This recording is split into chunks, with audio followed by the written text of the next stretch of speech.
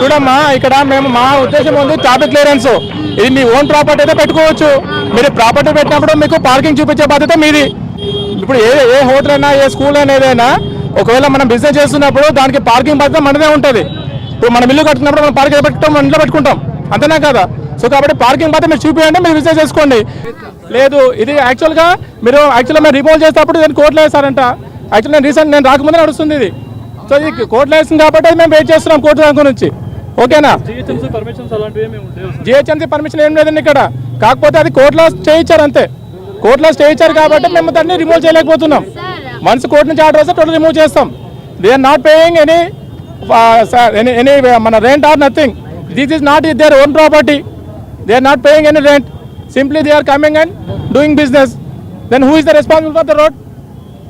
That's why we tell people.